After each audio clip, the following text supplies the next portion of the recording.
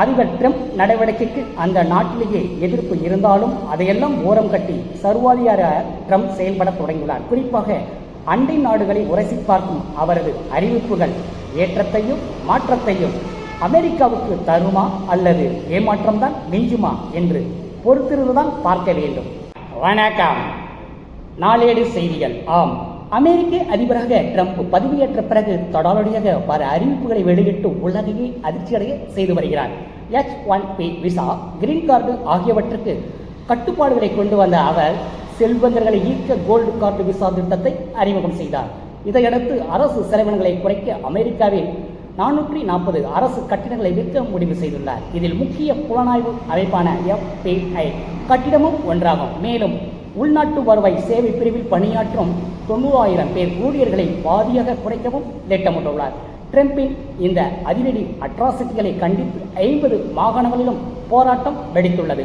இந்நிலையில் வெள்ளை மாளிகையில் சமீபத்தில் உக்ரைன் அதிபர் ஜெலன்ஸ்கியுடன் ட்ரம்ப் நடத்திய பேச்சுவார்த்தையில் இருவருக்கும் கடும் வாக்குவாதம் ஏற்பட்டு ஜெலன்ஸ்கி வெளியேற்றப்பட்டார். இதையடுத்து உக்ரைனுக்கான இராணுவ உதவியை நிற்பதாக ட்ரம்ப் அறிவித்தார். இதற்கு ஐரோப்பிய நாடுகள் கண்டனம் தெரிவித்தன. அமெரிக்காவை பகைத்துக் கொள்ள விரும்பாத உக்ரைன் அதிபர் ஜெலன்ஸ்கி ரஷ்யாவுடன் போர் நிறுத்த பேச்சுவார்த்தைக்கு தயாராக இருப்பதாக ட்ரம்புக்கு கடிதம் எழுதியுள்ளார்.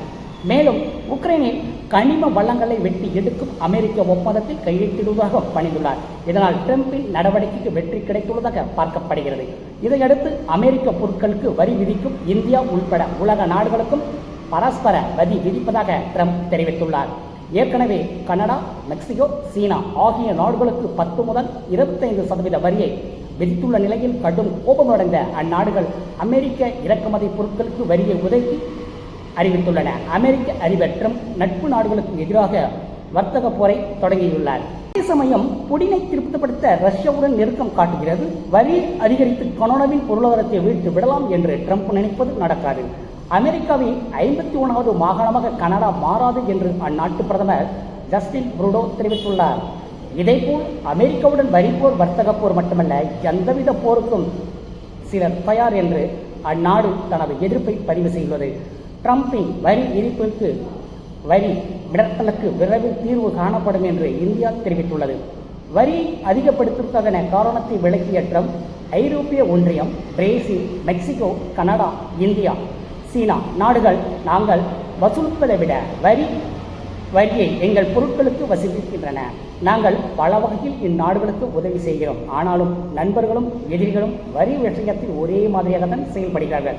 பூமியில் உள்ள அனைத்து நாடுகளும் நாங்கள் ஏமாற்றப்பட்டுள்ளோம் என்று விளக்கம் அளித்துள்ளார். அதிபர் ட்ரம்ப் நடவடிக்கைக்கு அந்நாட்டிலேயே எதிர்ப்பு இருந்தாலும் அதையெல்லாம் ஓரம் கட்டி சர்வாதிகாரியாக ட்ரம்ப் செயல்பட தொடங்கியுள்ளார்.